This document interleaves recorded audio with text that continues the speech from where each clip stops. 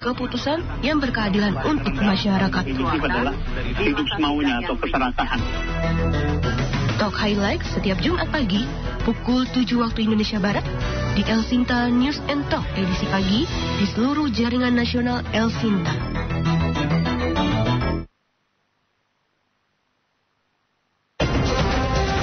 El Sinta News and Talk.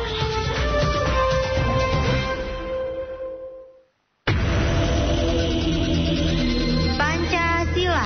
1. Ketuhanan yang Maha Esa. 2. Kemanusiaan yang adil dan beradab. 3. Persatuan Indonesia.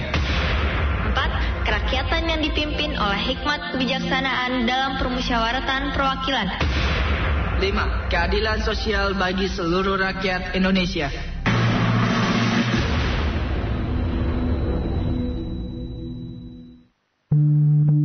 Pukul 14 waktu Indonesia Barat. El Sinta News and Talk, radio resmi pemilu serentak 2024.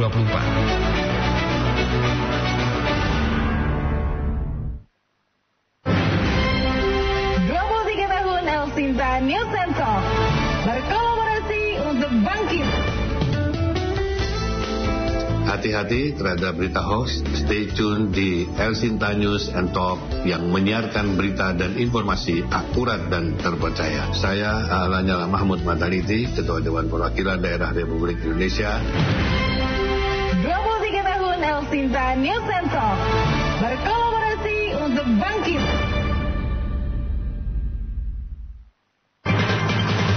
Ragam bahasa daerah Indonesia. Assalamualaikum warahmatullahi wabarakatuh. Halo, sedulur El Sinta kabeh sing lagi nang ndi bae. Kabar ngelomboni alias hoax karo fitnah akeh sing metu nang media sosial sadurunge apa pas lagi pemilu dilaksanakna. Jadi aja males selalu ngecek karo recek disit ya. Kritis maring informasi ben dewek ora cepet emosi lan dadi tambah paham karo berita sing bener tur bisa dipercaya. Semoga bermanfaat ya. Wassalamualaikum warahmatullahi wabarakatuh.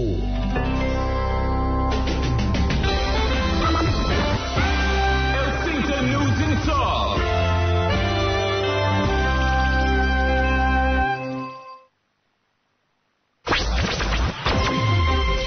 Wartawan El Sinta tidak menerima imbalan dalam peliputan berita.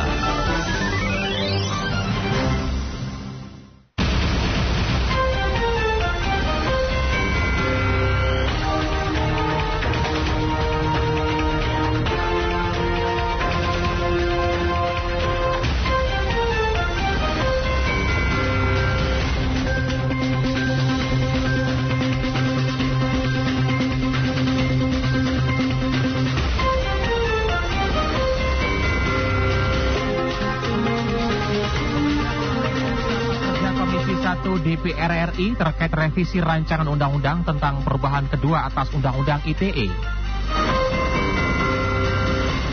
Menko Bidang Polhukam Mahfud MD meyakini TNI di bawah kepemimpinan Panglima TNI yang baru bisa menjaga netralitas TNI dalam pemilu 2024 mendatang. Dinas Kesehatan Kota Tasikmalaya belum bisa melakukan tindakan apapun terkait dengan viralnya kematian bayi prematur berseberat 1,5 kg yang diduga dijadikan bahan konten media sosial oleh milik klinik bersalin. Pendengar, Anda masih bersama kami, Ari Kristo di El Sinta News and Talk edisi siang.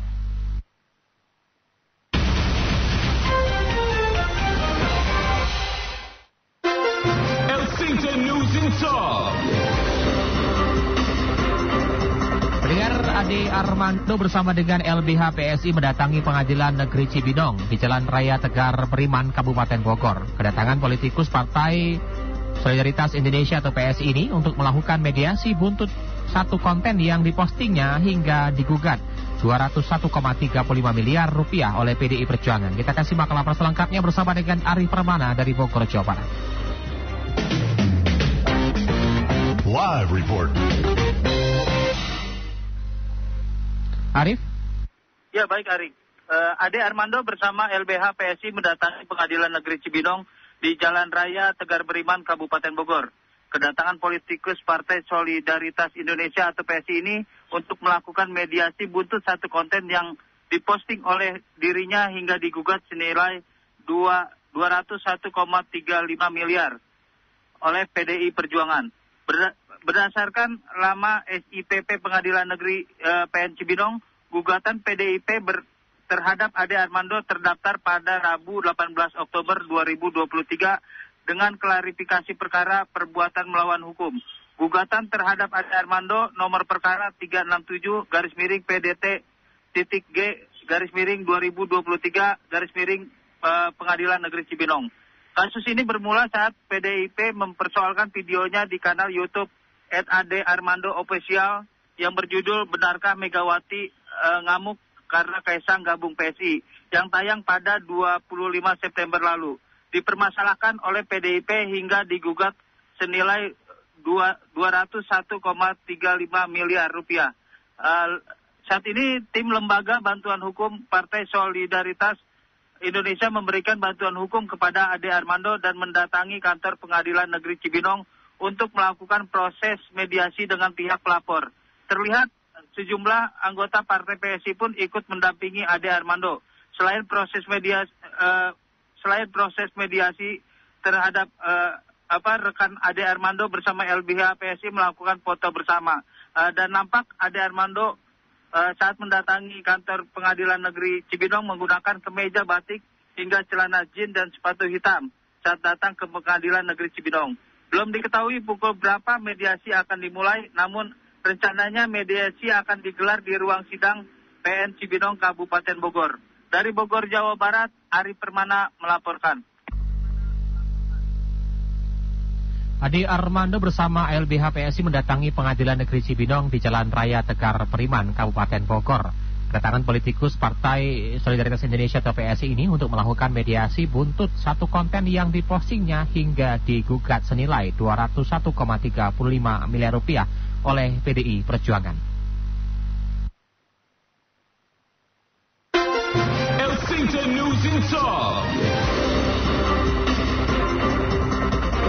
Mabes TNI menggelar serah terima jabatan dari Panglima TNI dari Laksamana Yudo Margono ke Jenderal Agus Subianto di Markas Besar TNI Cilangkap, Jakarta Timur. Kita simak laporan selengkapnya bersama Heru Lianto.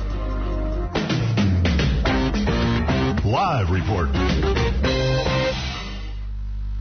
Heru.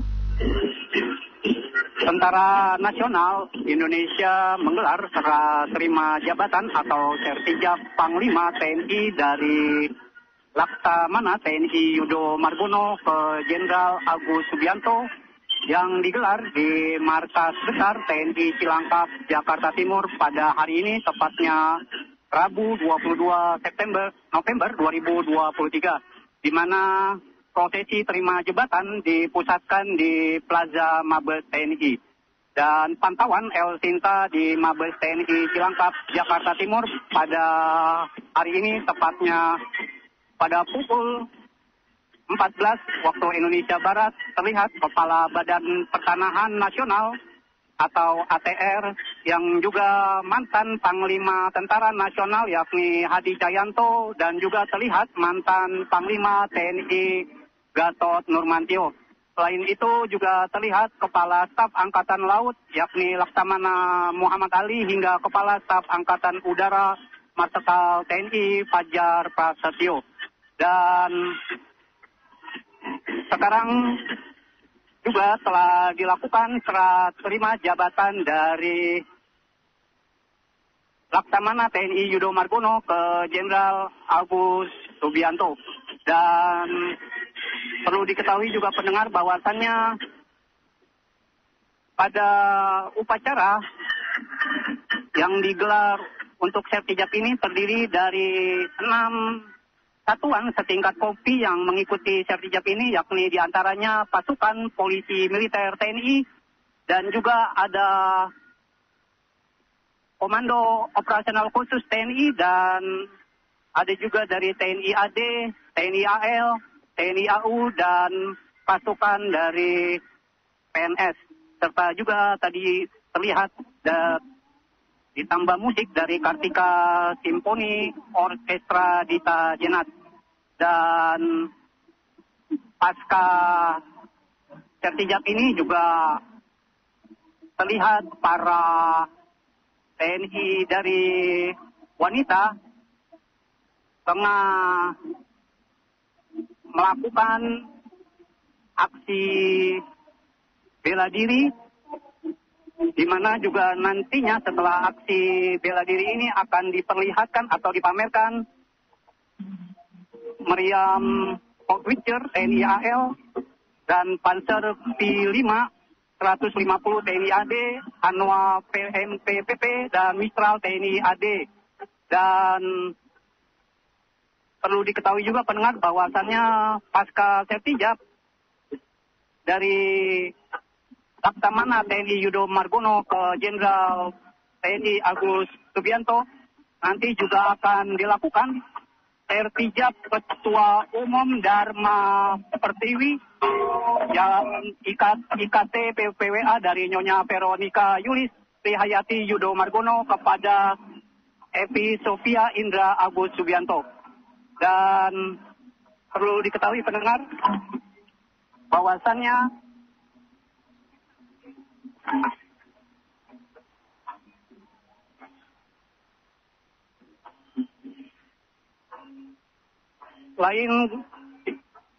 perlu diketahui pendengar, acara serah terima jabatan dilakukan usai Presiden Joko Widodo resmi melantik Jenderal Agus Subianto sebagai Panglima TNI pada Rabu 22 November 2023 di Istana Negara Jakarta. Dan pelantikan sesuai surat keputusan Presiden nomor 102 TNI tahun 2023 tentang pemberhentian dan pengangkatan Panglima TNI. Pelantikan dilakukan setelah Jenderal Agus Subianto dinyatakan lulus uji kelayakan dan kepatutan di Komisi 1 DPR RI pada Senin 13 November 2023. Untuk sementara demikian yang bisa Herulianto laporkan langsung dari Mabes TNI Cilangkap, Jakarta Timur. Kembali ke studio, Arik. Pendengar, Mabes TNI menggelar serah terima jabatan dari Panglima TNI dari Laksamana Yudo Margono ke Jenderal Agus Subianto di Markas Besar TNI Cilangkap, Jakarta Timur. Elshinta News and Talk.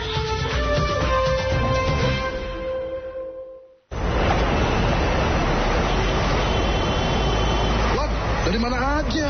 Kok baru kelihatan? Iya nih, gue lagi seneng ngetem sekarang. Ngetem di mana? Kok gue nggak pernah ketemu? Ya iyalah, ngetem gue sekarang beda dan lebih banyak manfaatnya. Bisa berbagi informasi, ngobrol sama banyak orang, baca dan dengerin berita. Dan yang paling bikin gue seneng, gue bisa dapat hadiah senilai Rp100.000 setiap bulan. Kan lumayan buat nambah-nambahin uang belanja. Enak banget bisa begitu. Ngetem di mana tuh? Ajak-ajak gue dong. Lo punya HP kan? Download aja aplikasi ngetem. Nanti bareng ngerasain manfaatnya. Oke, tapi lu bantuin gue ya. Bantuin apaan? Masa ngedownload aja butuh dibantu? Bantuin gue beliin kuota, Wan. Maklumlah, hamba ini termasuk kaum fakir kuota. Mau seperti Wawan, ikut ngetem yang banyak faedah dan berbuah hadiah? Download atau unduh aplikasi ngetem, lalu ikuti cara pendaftarannya agar Anda bisa berbagi informasi dan berinteraksi dengan sesama pengguna aplikasi. Informasi yang memiliki nilai berita akan mendapatkan reward hingga 10.000 poin. Tersedia hadiah berupa voucher senilai Rp100.000 bagi teman ngetem yang berhasil mengumpulkan poin sebanyak Rp150.000 dalam sebulan. Pajak hadiah ditanggung pengelola aplikasi. Jadi tunggu apa lagi? Ayo segera download aplikasi ngetem dan rasakan manfaatnya.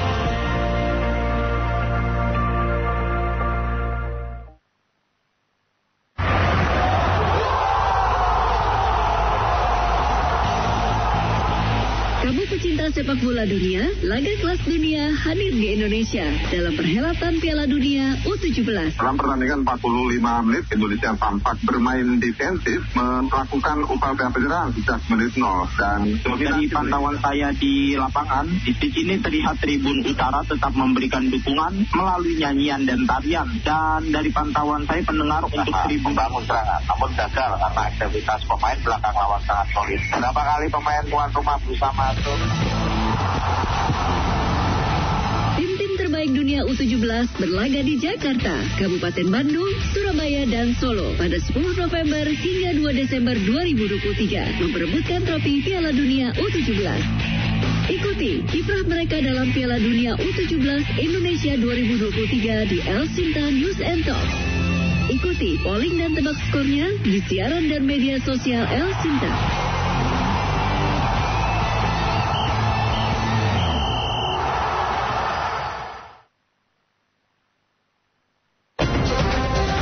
El Sinta News and Talk.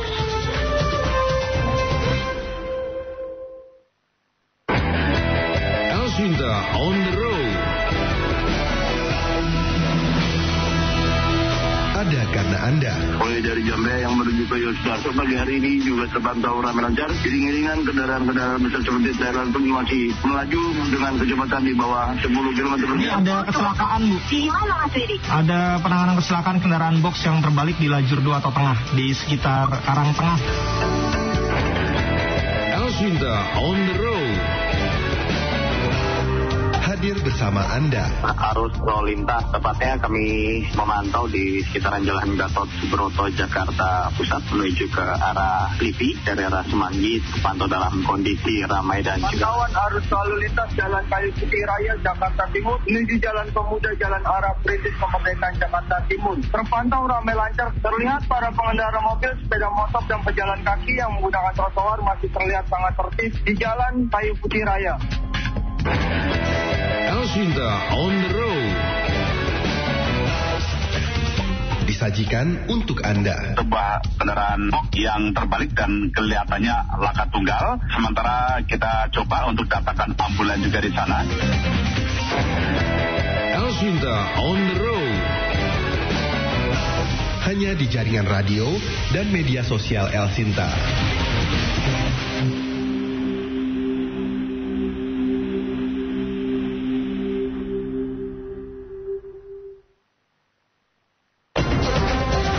El Sinta News and Talk.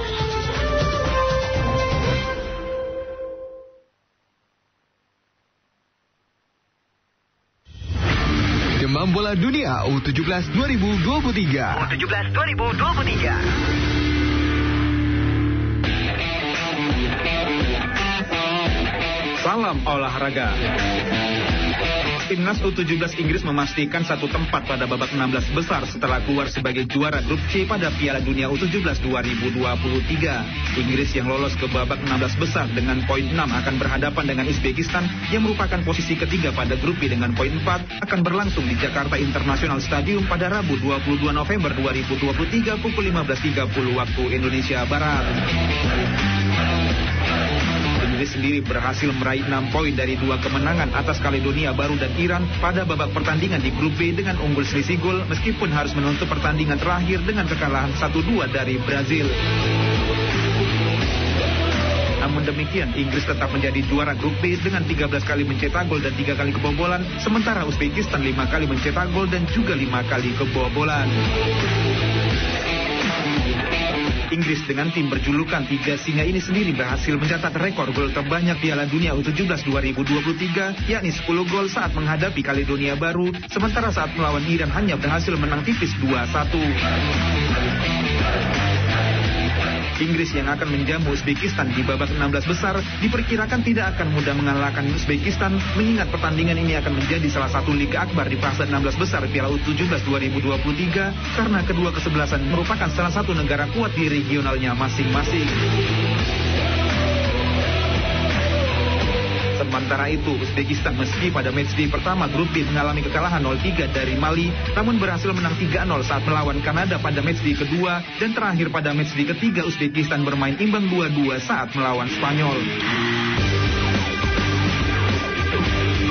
Menurut pengamat sepak bola asal Medan Rafriandi Nasution, meski Uzbekistan hanya berada pada posisi ketiga pada grup B, namun nantinya pertandingan saat melawan Inggris tidak dapat dianggap remeh, mengingat permainan Uzbekistan pada Piala U17 2023 kali ini cukup terlihat baik dengan mengandalkan serangan balik, sehingga nantinya pertandingan yang akan berlangsung di Jakarta International Stadium akan berlangsung menarik. Menjadi pertandingan yang sangat menarik ya. Yang pertama untuk menentukan satu tempat di 8 besar ya. Nah, kemudian kalau kita lihat dari babak penyisihan, Inggris itu menang 2 kali, kalah 1 kali lawan Brazil. Sementara Uzbekistan itu menang sekali, kemudian seri sekali, dan kalah sekali. Tapi Uzbekistan sempat menahan seri 2-2 dengan tim Spanyol, artinya tim yang diunggulkan.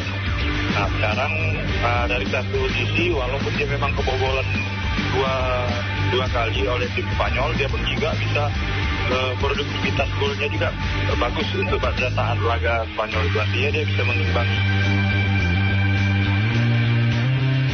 Rafriandi juga menilai permainan Inggris juga dipastikan akan terlihat lebih percaya diri sehingga diprediksi akan mendominasi pertandingan, yang hal ini dikarenakan selama pertandingan di grup C Piala U17 kali ini Inggris lebih kepada bermain menyerang di mana hampir semua pemainnya mampu mencetak gol mulai dari penyerang, gelandang bahkan juga pemain bertahan, sehingga menurutnya bagi tim Uzbekistan nantinya akan bermain bertahan di babak pertama dan mencari celah untuk melakukan serangan balik. Dari sisi serangan saya kira nanti akan lebih banyak didominasi oleh Inggris. Dari sisi formasi pemain pun Inggris tidak banyak mengganti pemain. Pemain yang digantinya setelah babak kedua, di atas menit ke-80-an baru dia mengganti pemain. Dari sisi penyerangan produktivitas gol, semua pemain Inggris semua rata-rata bisa mencetak gol. Mulai dari penyerang, gelandang, bahkan pemain bertahan. Sedangkan di Uzbekistan pemain depannya termasuk tim yang produktif dalam mencetak gol, Umadov itu. Jadi saya kira mungkin pelatih tim Uzbekistan melihat mencermati beberapa 3 kali pertandingan yang dilakukan oleh Inggris, mereka meyakinkan Inggris akan melakukan penyerangan, dan mungkin satu sisi mereka merasa harus melakukan di babak pertama mungkin melakukan banyak pertahanan sambil melakukan serangan balik.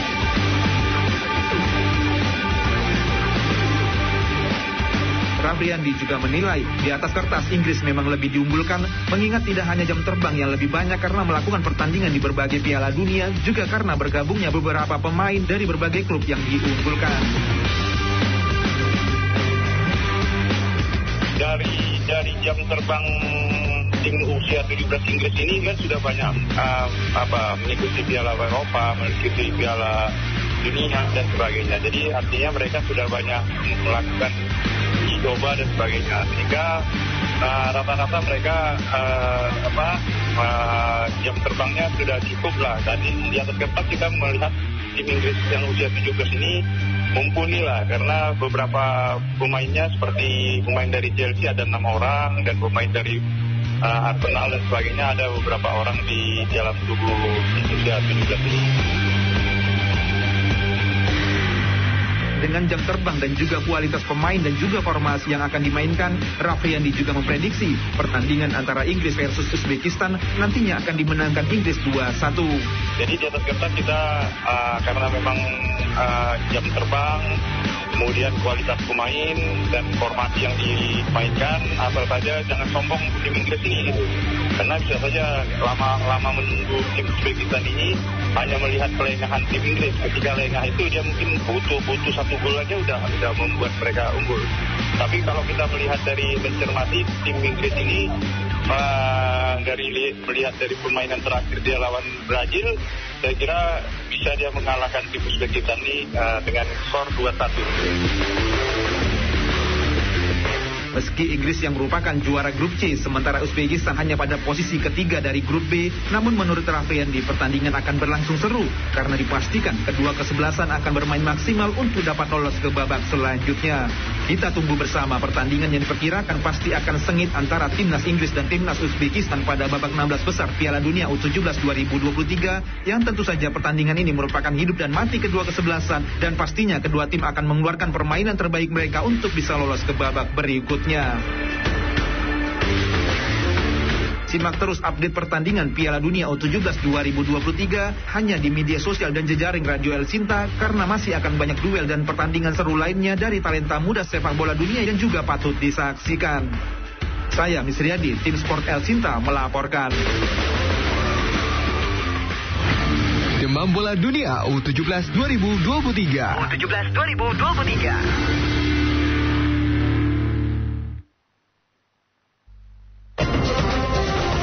Shinta News and Talk.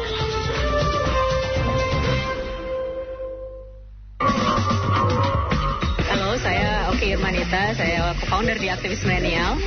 Apresiasi yang setinggi-tingginya kepada El Sinta yang membuat acara khusus untuk milenial.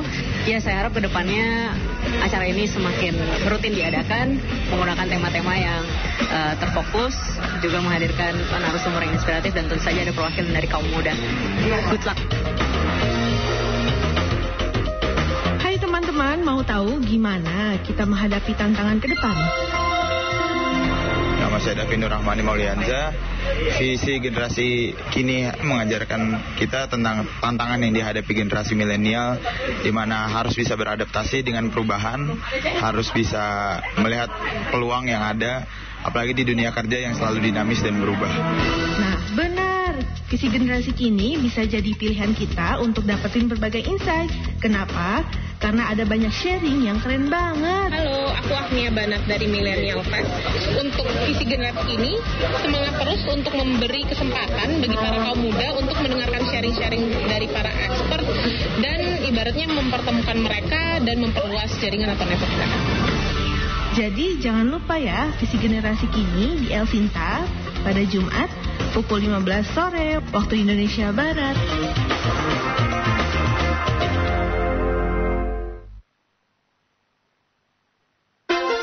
El Sinta News in Talk. Atlet MMA Indonesia yang baru saja mencetak sejarah di ajang tertinggi dunia olahraga Mixed Martial Arts UFC, JK Saragi, ini tiba di Terminal 3 Bandara Soekarno-Hatta, Tangerang, Banten. Kita akan simak laporan selengkapnya bersama dengan Mus Mulyadi dari Bandara Soekarno-Hatta, Tangerang, Banten. Live report. Mus? Atlet ataupun petarung dari MMA asal Indonesia, JK Saragi baru saja mendarat di Bandara Internasional Soekarno-Hatta, Tangerang, Banten. JK Saragi yang hadir di tanah air bersama manajernya langsung memberikan keterangan pers terkait dengan kehadiran dan juga keberhasilan dari JK Saragi yang berhasil menang KO atas Lucas Alexander. Saat ini JK masih di dalam kendaraan ataupun di dalam mobil yang akan membawanya kembali ke hotel ataupun ke kediamannya. Sebuah minibus berwarna putih baru saja hadir. JK, apa kabar? JK Saragi. Oh, sehat. Ada yang bisa disampaikan buat para penggemar Anda di Indonesia? Ya, penggemar saya ya tetap dukung saya dan doain saya di setiap pertandingan saya. Apa arti dari gelar ini untuk JK sendiri? Ya, pasti gelarnya sangat berarti ya. Ini menjadi motivasi saya untuk prestasi saya ke depannya. Oper mobil sebelah yang sangat dirindukan setelah beberapa lama di luar negeri. Keluarga, anak, istri, dan keluarga.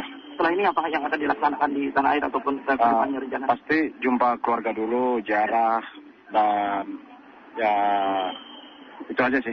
Gaya Anda ataupun atraksi Anda di panggung ataupun di ring kemarin cukup membuat masyarakat pecinta MMA begitu terkejut.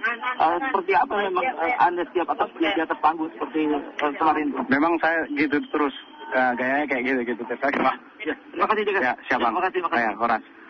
Ya, mendengar tadi JK Saragi, atlet MMA kita yang baru saja menjadi juara di Amerika, dan baru saja JK Saragi bersama manajer dan juga rombongan yang menyebutnya meninggalkan Terminal 3 Bandara Internasional Soekarno-Hatta, Tangerang, Banten. JK Saragi sendiri merasa bangga dan merasa bersyukur atas gelar yang didapatinya setelah menang KO di beberapa waktu lalu. Dan ini sedikit potongan dari komentar JK Saragi yang tadi sempat kami rekam setelah tiba di Bandara Soekarno-Hatta. Itu jadi motivasi kemarin. Banyak yang menilai kemarin itu ada sedikit faktor keberuntungan lah ketika bisa mengambil momen ketika dia mau jatuh itu ada dengan ada faktor keberuntungan juga. Kalau keberuntungan itu setiap pertandingan saya itu keberuntungan bagi saya. Gak ada namanya itu karena jago saya, itu karena keberuntungan dan mungkin lawannya lemah kalau begitu. Tapi pertandingan kemarin itu keberuntungan kok. Mau siapapun bilang itu keberuntungan. Nextnya akan seperti apa? Apa yang dipersiapkan oleh UFC untuk melawan JK selanjutnya dan JK sendiri rencananya seperti apa ke depannya? Kalau nextnya ya tergantung pelatih dan manajer dan tim saya juga. Dan yang harus saya persiapkan pasti berlatih lebih keras lagi. Kemenangan ini apa yang mau dinilai? Nilainya seperti apa sih buat kita sendiri dan siapa kemenangan kali ini? Ya, kemenangan ini ya nilainya luar biasa ya, karena saya bisa membuktikan bahwa petarung Indonesia itu layak berkompetisi di ajang MMA tingkat dunia, contohnya UFC, dan ini saya persembahkan terutama kepada diri saya sendiri, kepada keluarga, dan kepada masyarakat Indonesia, Sumatera Utara dan Simalungun. Jadi udah lama jadi yang paling dirindukan di tanah air. Baik pendengar, demikian laporan langsung dari Terminal 3 Bandara Internasional Soekarno-Hatta Tangerang, Banten terkait dengan kedatangan JK Saragi. Dari Bandara Soekarno-Hatta Mussolai melaporkan kembali ke studio. Pendengar, atlet MMA Indonesia yang baru saja mencetak sejarah di ajang tertinggi dunia olahraga mix martial art UFC, JK Saragi siang ini tiba di Terminal 3 Bandara Soekarno-Hatta Tangerang, Banten. El Shinta News and Talk.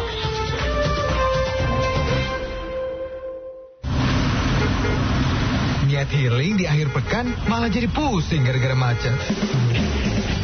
Bisa kok diantisipasi, pantengin aja info traffic weekend. Paling parah tadi di Gunung. Iya, sampai Gunung Mas itu berhenti total. Pasarnya tadi cuma masih bisa merayap lah. Padat juga. Ya pendengar, arus lalu lintas yang melewati jalan Ahmad Yani Utara yang mengarah ke pintu tol Singosari, ruas tol Gempol Malang terpantau mengalami peningkatan. Saat ini kami berada di kawasan perempatan Sulang yang merupakan jalur nasional Rembang Blora, di mana kondisi pada sore hari ini arus lalu lintas terpantau ramai lancar. Setiap hari Sabtu dan Minggu, mulai dari edisi pagi hingga edisi sore. Hanya di El Shinta News and Talk.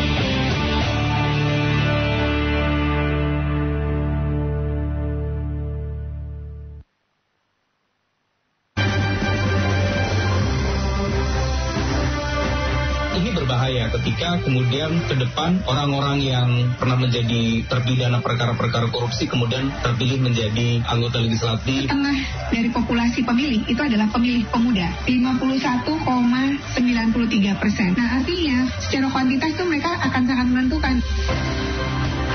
Pemilu 2024 sesungguhnya adalah laboratorium pemilu yang akan memberi gambaran. Pemilu setelahnya itu akan seperti apa? Ada upaya untuk terus kita mendorong partai politik untuk memperhatikan keseimbangan gender dalam struktur partai politik itu sendiri.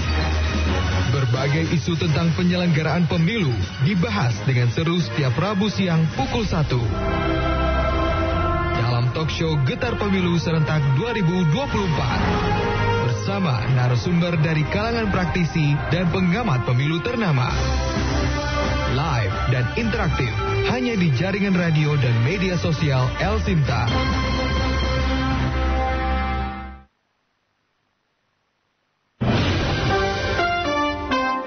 El Shinta News and Talk. Mendengar sejumlah menteri luar negeri utusan Organisasi Kerja Sama Islam atau OKI dan Liga Arab menemui Menlu Rusia Sergei Lavrov di Moskow. Pertemuan itu membahas soal penghentian kekerasan Israel di Gaza, salah satunya penyerangan terhadap rumah sakit Indonesia di Gaza, kejahatan senjata Hamas dan Israel hingga bantuan kemanusiaan. Menlu RI Retno Marsudi mengatakan dalam pertemuan itu Kementerian Luar Negeri masih hilang kontak dengan 3 warga negara Indonesia, relawan Rumah Sakit Indonesia di Gaza, Palestina. Lalu langkah apa yang akan dilakukan dari kondisi tersebut? Untuk membahasnya kami temui tenaga ahli utama Kantor Staf Presiden Bidang Politik Luar Negeri, Profesor Dr. Siti Ruhaini Zuhayatin MA. El Shinta News and Talk. Pendengar, Anda juga bisa ikut serta menyampaikan komentar dan juga pendapat Anda di 0215869000. Prof. Siti, terkait dengan kondisi warga negara Indonesia sejauh ini bagaimana kabar terbarunya, Prof? Halo, selamat siang Mas Heri. Selamat siang, Prof. Siti. Ya, jadi seperti juga yang telah disampaikan oleh Bu Menlu, bahwa Kementerian Luar Negeri melalui kedutaan besar kita di Mesir terus melakukan terus menerus mengupayakan kontak dengan 3 relawan kita ya, Dan juga tentu di samping kontak dalam arti secara by phone juga dengan kontak-kontak yang ada di sana ya, yang mungkin di perbatasan dan lain sebagainya. Jadi kita tetap pemerintah melalui Kementerian Luar Negeri terus mengupayakan agar 3 relawan kita ini segera dapat dikontak, gitu Mas. Segera kondisi yang terbarunya seperti apa. Itu adalah merupakan arahan Presiden ya, bahwa Indonesia pemerintah hadir untuk melindungi warga negara berapapun jumlahnya. Ya, jadi jumlah tidak menjadi sebuah pertimbangan, tetapi ini adalah satu mandat konstitusi yang harus dilaksanakan oleh Indonesia untuk melindungi warga negara, gitu Mas. Berarti sejauh ini kabar dari 3 saudara kita, 3 WNI ini belum mendapatkan informasi baik, Ibu ya? Ini belum terkonfirmasi ya. Terakhir Pak Direktur Perlindungan Warga Negara Indonesia juga menyatakan masih terus mengupayakan itu. Ya. Tentu saja juga beberapa warga negara yang sudah kembali ya, seperti Bang Onim itu juga terus dikontak, sehingga kontaknya terus menerus dengan melalui berbagai cara yang bisa dilakukan, Mas. Ya. Tapi kondisinya baik-baik saja, Bu ya?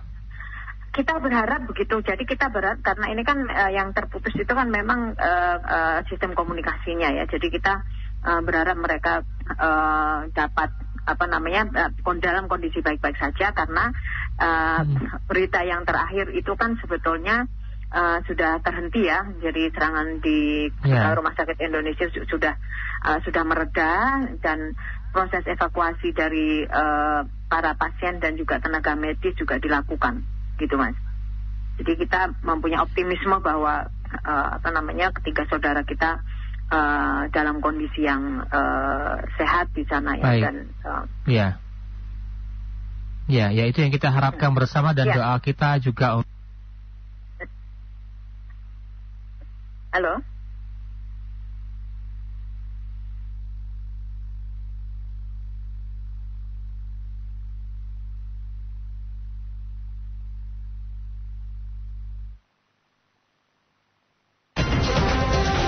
El Shinta News and Talk.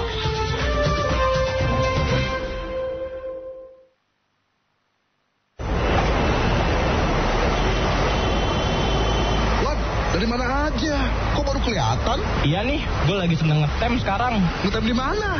Kok gue nggak pernah ketemu? Ya iyalah, ngetem gue sekarang beda dan lebih banyak manfaatnya. Bisa berbagi informasi, ngobrol sama banyak orang, baca dan dengerin berita. Dan yang paling bikin gue seneng, gue bisa dapat hadiah senilai Rp100.000 setiap bulan. Kan lumayan buat nambah-nambahin uang belanja. Enak banget bisa begitu. Ngetem di mana tuh? Ajak-ajak gue dong. Lo punya HP kan? Download aja aplikasi ngetem. Nanti baru ngerasain manfaatnya. Oke, tapi lu bantuin gue ya. Bantuin apaan? Masa ngedownload aja butuh dibantu? Bantuin gue beliin kuota, Wan. Maklum lah, hamba ini termasuk kaum fakir kuota. Mau seperti Wawan, ikut ngetem yang banyak faedah dan berbuah hadiah? Download atau unduh aplikasi ngetem, lalu ikuti cara pendaftarannya agar Anda bisa berbagi informasi dan berinteraksi dengan sesama pengguna aplikasi. Informasi yang memiliki nilai berita akan mendapatkan reward hingga 10.000 poin. Tersedia hadiah berupa voucher senilai Rp100.000 bagi teman ngetem yang berhasil mengumpulkan poin sebanyak Rp150.000 dalam sebulan. Pajak hadiah ditanggung pengelola aplikasi. Jadi tunggu apa lagi? Ayo segera download aplikasi ngetem dan rasakan manfaatnya.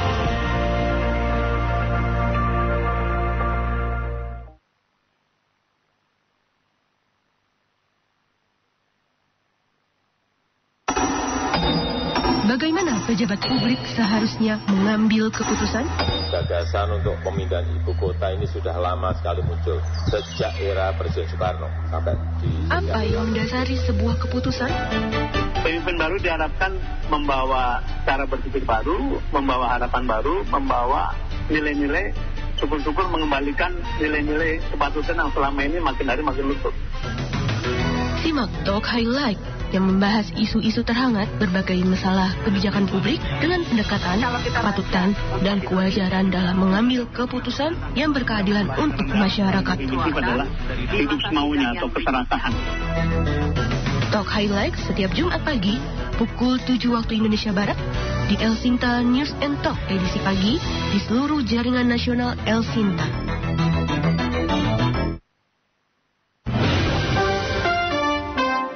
El Sinta News and Talk.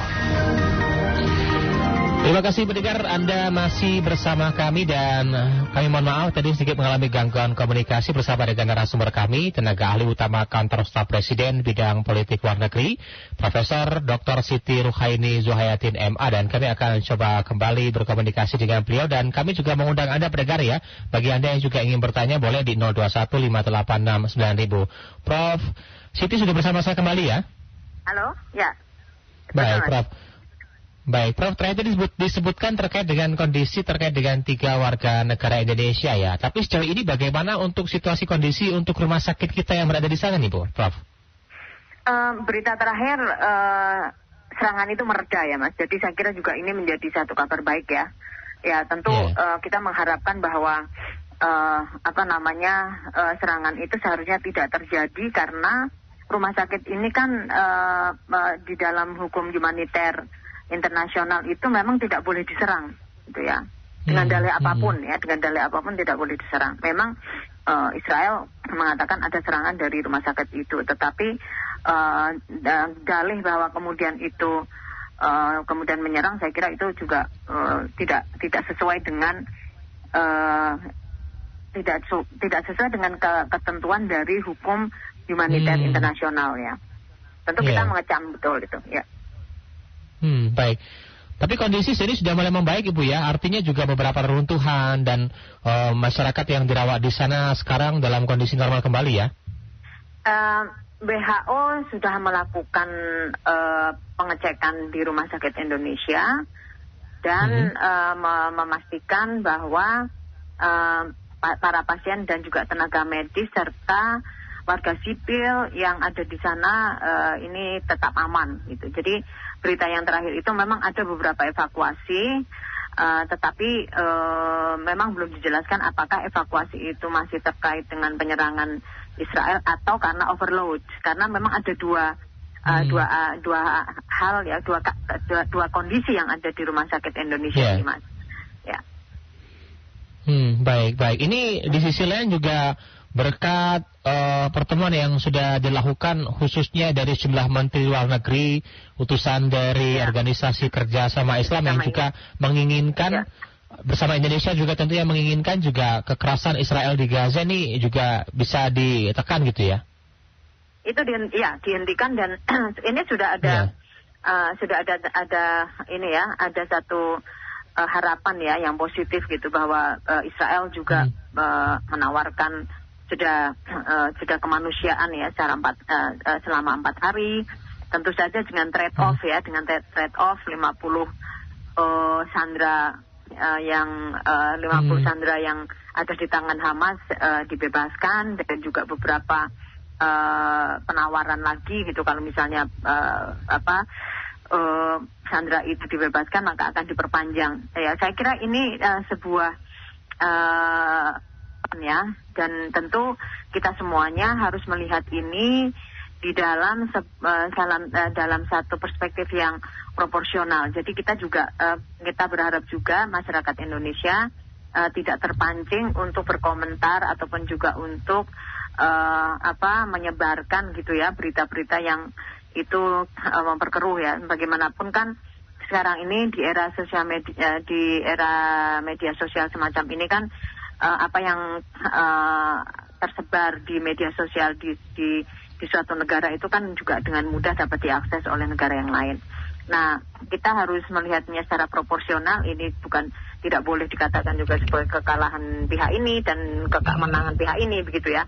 Tetapi kita melihat bahwa Israel dan Hamas mendengarkan suara dunia internasional ya, mendengarkan 120 negara yang menyetujui resolusi PBB ya, meskipun Dewan Keamanan masih tetap alot, tetapi di dalam pertemuan General Assembly, Extraordinary General Assembly itu ada sekitar 120 negara itu menyetujui ada gencatan senjata ya. Nah ini kan satu hal yang kita bisa melihat ini satu titik temu yang bisa digunakan oleh kedua belah pihak sebetulnya untuk menangani masalah-masalah krisis kemanusiaan yang ada di dalam perang ini ya, terutama tentu krisis kemanusiaan yang ada di Gaza. Saya kira demikian Mas Ari.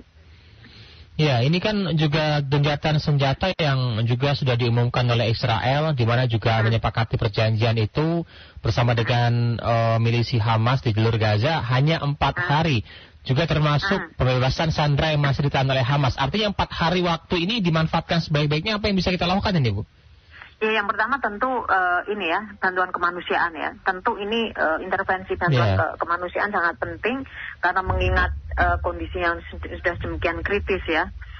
Dari beberapa berita, dari beberapa tayangan kita melihat bagaimana pasokan listrik, pasokan obat-obatan, makanan dan lain sebagainya itu sudah sangat kritis dan tentu ini tidak bisa dibiarkan.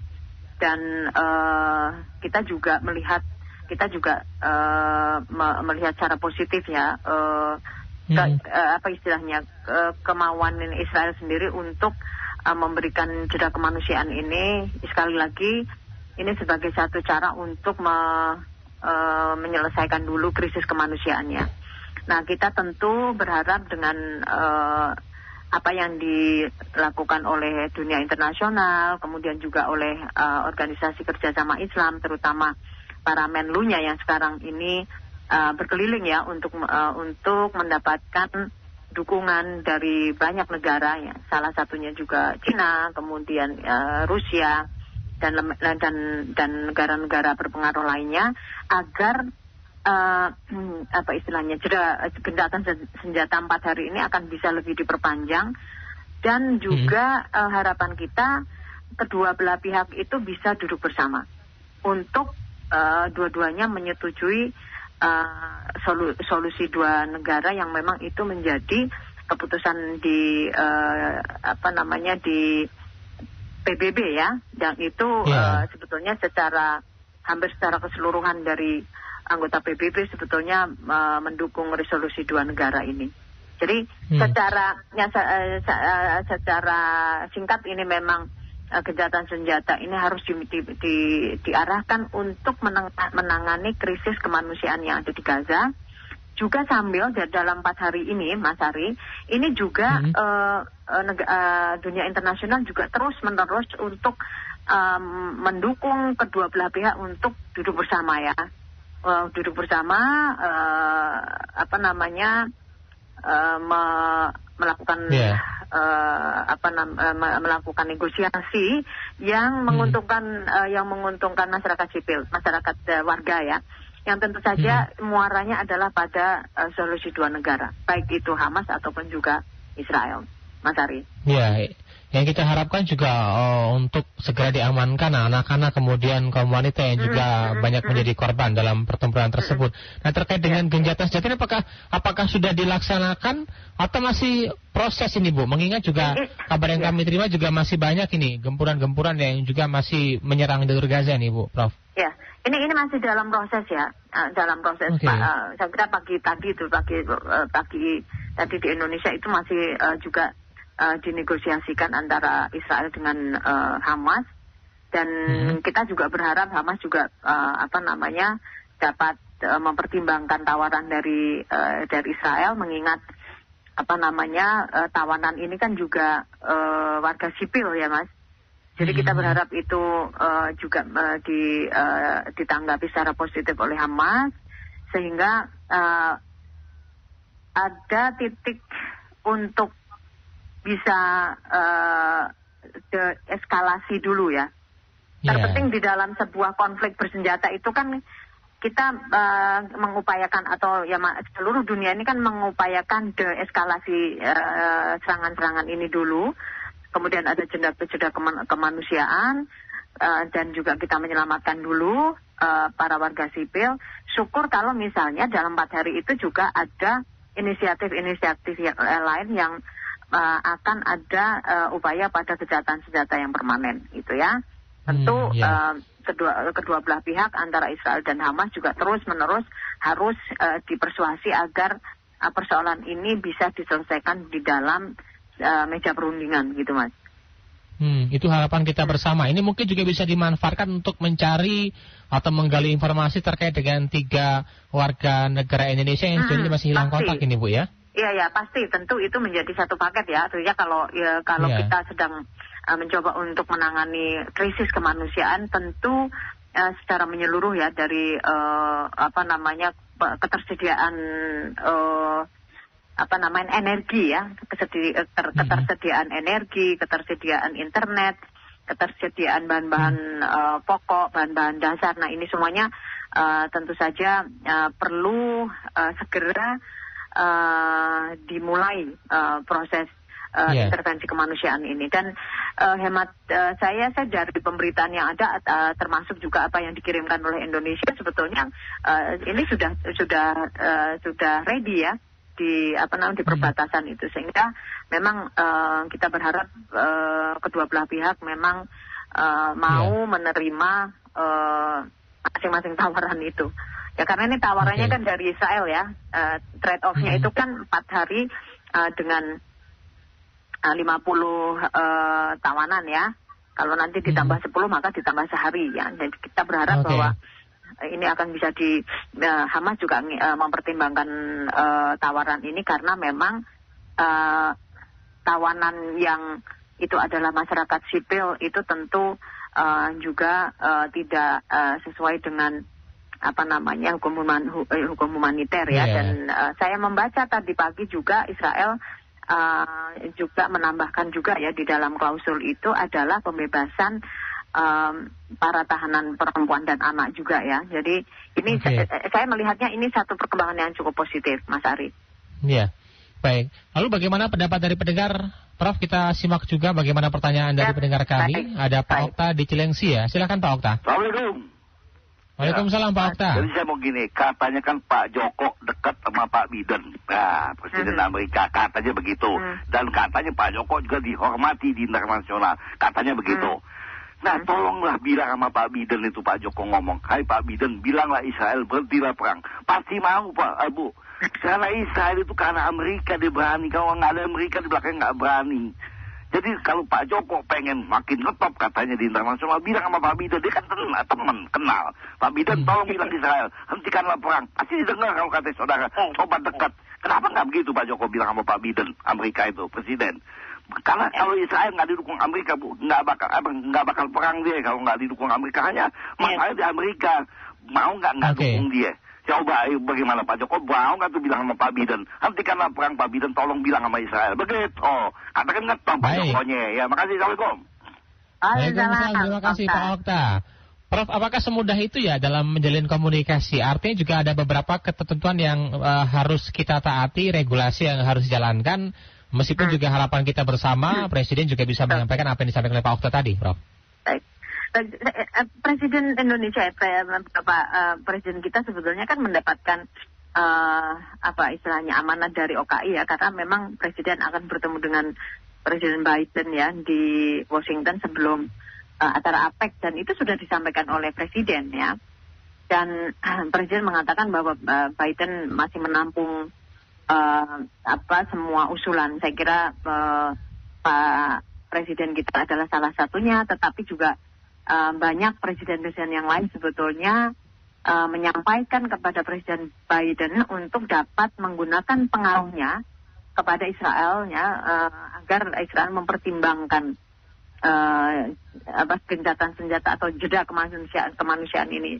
Hemat saya apa yang disampaikan oleh Bapak Presiden ya bersama dengan Presiden ataupun kepala negara yang lain kepada Presiden Biden, tentu itu menjadi pertimbangan Presiden Biden. Dan tawaran Israel untuk melakukan gencatan senjata untuk kemanusiaan selama 4 hari, itu saya kira juga salah satunya. Ya, itu juga karena surat yang dilayangkan kepada surat dari Presiden Joe Biden kepada Netanyahu ya, untuk saya kira itu salah satunya. Selain juga Mas Ari, kita juga melihat banyak sekali masukan-masukan dan juga banyak sekali tuntutan-tuntutan dari masyarakat Amerika Serikat sendiri itu agar Presiden Biden itu menggunakan pengaruhnya ini untuk segera menghentikan konflik antara Israel dan Hamas ya. Dan juga kalau kita mendengar dari BBC, kita mendengar dari Al Jazeera, masyarakat di Israel sendiri sebetulnya juga memberikan tekanan kepada Perdana Menteri Netanyahu untuk juga menghentikan tindakan-tindakan yang itu melawan rasa kemanusiaan ya, dan juga melawan hukum humaniter internasional. Jadi saya kira banyak sekali pertimbangannya, dan salah satunya adalah apa yang disampaikan Pak Okta tadi, bahwa Presiden kita menyampaikan kepada Presiden Biden dan sebagai follow up ya, tentu tidak hanya Presiden kita, tetapi di dalam berita itu dinyatakan bahwa Presiden Biden mengirimkan surat kepada Netanyahu, dan ini kan sepertinya itu ada keterkaitan dengan apa yang tadi disampaikan oleh Pak Okta ya, dan memang Presiden Jokowi itu memiliki hubungan yang sangat baik ya pada saat Presiden Biden masih menjadi wakil presiden. Jadi kita mengharapkan terus-menerus kita mendorong agar krisis ini segera ditangani dengan cepat dan juga sesuai dengan kaidah-kaidah dan prinsip-prinsip internasional, Mas Ari. Baik. Terima kasih Prof. Artinya mungkin juga nanti akan kami tunggu bagaimana perkembangan khususnya untuk pencarian terhadap 3 warga negara Indonesia yang sejauh ini juga masih hilang kontak dengan kita. Selaku relawan Rumah Sakit Indonesia di Gaza, Palestina, yang juga harapan kita keluarga yang ditinggalkan Indonesia juga menantikan kehadiran dan juga informasi tersebut, Prof. Ya, betul. Jadi jadi bukan karena jumlahnya hanya 3 ya, Mas, kemudian Indonesia tidak berusaha. Kita tetap terus bekerja keras gitu ya. Semua lini kita gunakan, baik itu dari Ibu Menlu sendiri dengan tentu saja dengan kontak-kontak yang beliau miliki, dan juga teman-teman yang ada di perwakilan di Mesir ya, di KBRI Mesir, terus-menerus menggunakan seluruh kesempatan dan juga peluang ya untuk terus mencari keberadaan dan juga mencari informasi tentang 3 relawan kita yang ada di Rumah Sakit Indonesia. Kita berharap segera ini akan, dengan jeda ini kemudian segera ada pemulihan jaringan komunikasi, sehingga kita bisa mengontak 3 saudara kita yang ada di Gaza. Ya, saya kira demikian. Dan juga tentu keluarga yang ada di Indonesia terus percayakan kepada pemerintah Indonesia melalui Direktorat Perlindungan Warga Negara Indonesia dan juga di Kemlu ya, untuk terus kita mencoba untuk melindungi ya 3 saudara kita yang ada di Gaza. Saya kira demikian. Mas Ari, terima kasih. Baik, terima kasih Prof ya sudah bersama El Sinta Prof pada sore hari ini. Baik, terima kasih, salam sehat selalu. Salam sehat selalu. Demikian tadi pendengar, tenaga ahli utama Kantor Staf Presiden bidang politik luar negeri, Profesor Dr. Siti Ruhaini Zuhayatin MA. El Sinta News and Talk.